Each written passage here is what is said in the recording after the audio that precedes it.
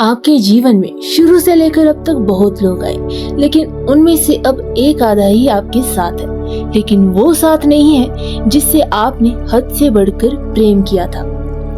तो इसका क्या मतलब है कि क्या भगवान आपसे प्रेम नहीं करते? क्योंकि आप भगवान के सामने उनके जाने पर इतना रोए, इतना गिड़गिड़ाए, इतने उनसे आपने भीख मांगी कि वो इंसान आपको वापस मिल जाए, लेकिन वो इंसान वापस नहीं आया। भगवान ने आपके पास उस व्यक्ति को वापस नहीं भेजा। तो दोस्तों, ऐसा बिल्कुल भी नहीं है कि ईश्वर आपसे प्रेम नहीं करते, कि वे आपको रोता हुआ उन्होंने देखा लेकिन चुप नहीं करवाया, उन्होंने आपके लिए कुछ भी नहीं किया। ऐसा बिल्कुल भी नहीं है। हाँ, अगर वो इंसान आपके जीवन में वापस लौट कर आता तो हम कह सकते थे कि भगवान को आपसे प्रेम नहीं है। दरअसल जो व्यक्ति आपके जीवन से चला गया, आप उसके लिए रो रहे हो, पर आपके रोने से वह व्यक्ति वापस नहीं आएगा, क्योंकि इस जीवन में, इस पूरे जीवन में हर कोई टेम्पररी है, यानी कि कोई भी परमानेंट नहीं है, हमेशा के लिए नहीं है।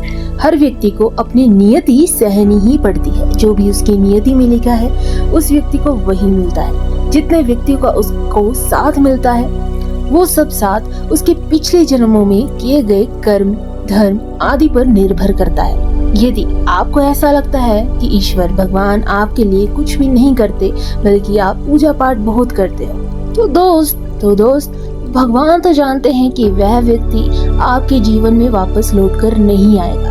और यदि वो वापस आपके लिए उस व्यक्ति को थोड़े समय के लिए ला भी दे, तो क्या आपको उससे संतुष्टि मिल जाएगी? क्या आपका जो भी लक्ष्य है तो क्या वो पूरा हो जाएगा? नहीं ना।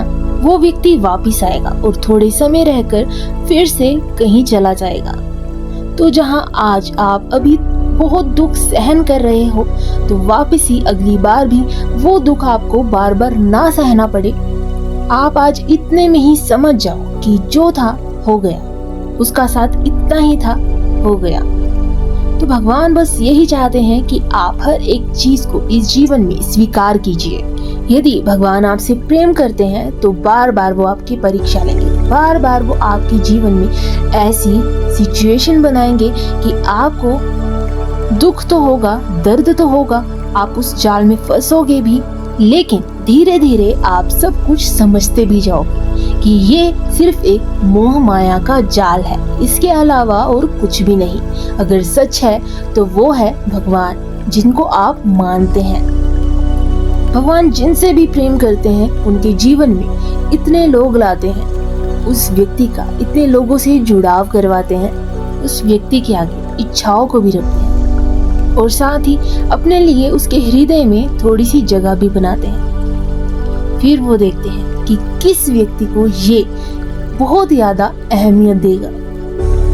ऐसा नहीं है कि भगवान आपसे रुष्ट है, गुस्सा है, तभी इंसानों को आपसे दूर करते हैं, तभी आपके प्रेमी को, आपकी इच्छाओं को आपसे दूर करते हैं, बल्कि वे तो चाहते हैं कि इस धरती पर ये बार बार आकर भटकेगा, बार बार आकर दुख भोगेगा।